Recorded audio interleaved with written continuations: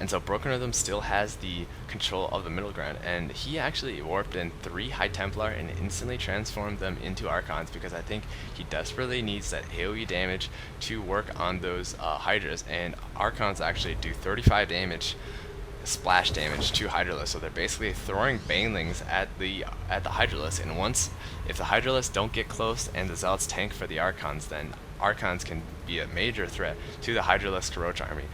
And right now it does look like Kadarian Amulet is being researched. Storm has finished, and one thing I've noticed about Storm and Roaches is that if you Storm Burrowed Roaches, it is actually not that useful, just because of how fast Burrowed Roaches do regen once they get that upgrade. And so storming Burrowed Roaches, even if it's like a direct hit, really doesn't do that much unless you stack them. And if you don't kill the Roaches and you leave them at 10 HP, which a lot of, like in TVP for example, if you storm an infantry army of pure modders, and you most likely, if the Terran wins, they'll have a ton of low HP units.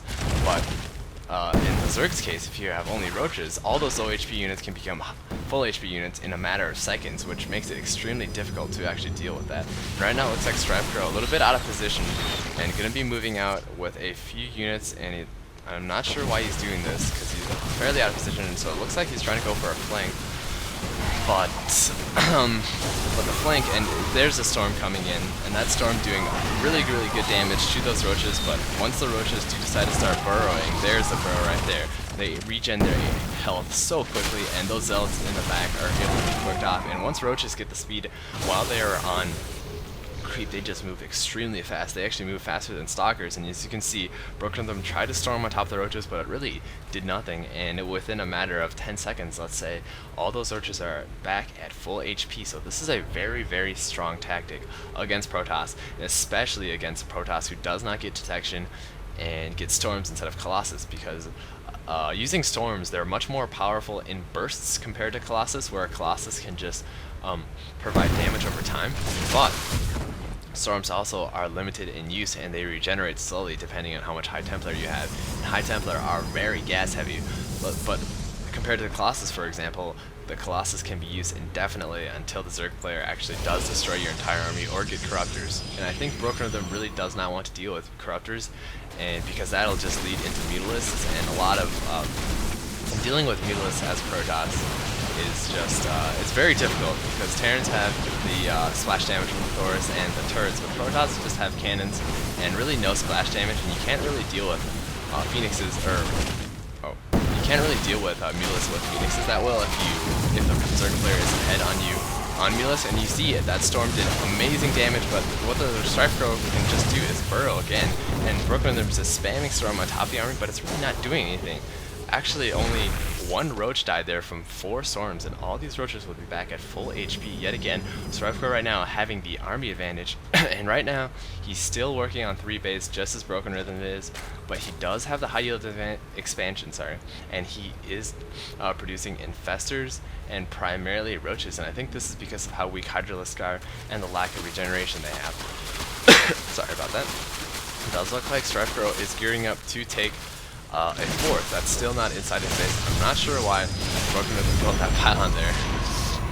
Oh, I think he just wanted to distract, actually, because BrokenRhythm right now pushing into the main of StrifeCro, and there's an extremely small army right now. BrokenRhythm finally getting an Observer. He should be getting Immortals as well, I think, and a few Archons in the mix. Those Archons are not very good against Roaches, and looks like StrifeCro will be going for a flank on BrokenRhythm's army. StrifeCro doing a bit of fungal growth and infested Terran, and that number of Roaches really isn't going to be taking on that much damage.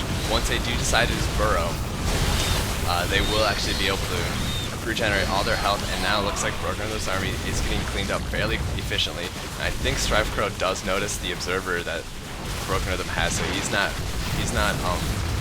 willing to actually burrow his Roaches, but I think that a burrowed Roach, if he burrowed all of his Roaches during that time, he would have probably lost 1 or 2, but the rest of them would have been at full HP, so it might have been worthwhile. But right now, BrokenRhythm still keeping up the aggression with those Stalkers, and during that attack, he actually put 3 or 4 Zealots in the middle line, and if you're not looking for that, or you're not killing those Zealots, or attracting aggro at least, then those Zealots are going to clean up your middle tom in no time. And this is a very strong tactic of in high level play where you just go for someone's mirror line, you send 2 or 3 units in their mirror line while they're not looking, and this really cripples their ability to reinforce efficiently. So right now StrifeCro still does have his 1 mining gold base, and so he is in the back of his, now he is on his heels right now in defending BrokenRhythm's constant aggression. Harvester count right now 69 on top of 26, so BrokenRhythm really gearing up for a macro game, and he's just going to be constantly putting on aggression, going to be transferring probably some of his probes once his main gets mined out. Those probes should be transferred. And BrokenRhythm right now putting pylons at all the expansions that are possible. This is just going to make it extremely difficult to get expansion with a single drone without killing those pylons. And if you do kill those, or if you do send a few units to kill those pylons, you can just simply warp in units. So you have to send a fairly large force, and then his main army can just attack any of your expansions. So this is a very sneaky and very difficult problem to deal with as a Zerg player, and just truly demonstrates the power of Zerg warp gate technology. Looks like right now StrifeCro trying to go for the burrowed unit build, and that Immortal right now, 7 kills, all Stalkers tanking for that Immortal. That Immortal is just doing ludicrous damage. I was going to say terrible this time. Looks like StrifeCro will be trying to unburrow on top of those units maybe, although I do think it would be suicide. Right now, BrokenRhythm going to be attacking the gold and single left mining expansion of StrifeCro. There's really nothing StrifeCro can do with that spell number, which is against a primarily anti-armor army of BrokenRhythm, and it does look like StrifeCro will be giving BrokenRhythm the GG. So a very epic game in PvZ, demonstrating the power of warp gate technology and the flexibility and mobility of warp gate units. And also, but conversely on the Zerg side, we see the power of burrowed roaches against Sidestorm, which really isn't that effective. And I believe that the main reason that StrifeCro lost this game was because he was basically out-macroed. He didn't keep up with the base production of the Protoss player. He should always have one more base than the Protoss player, and especially on this map where there's just expansions all over the place that you can take. It really shouldn't be a problem once you spread enough crew tumors and see the vision, but BrokenRhythm did counter it fairly well with Archons, Stalkers, and Immortals, and I think this army composition is pretty good against Roaches. Archons do 35 splash damage to Roaches compared to Zealots, which get trolled by Roaches fairly well. So my name is Elisa with 8 E's, and I'll see you guys... No. I'll see you guys later. I don't want to copy that husky outro.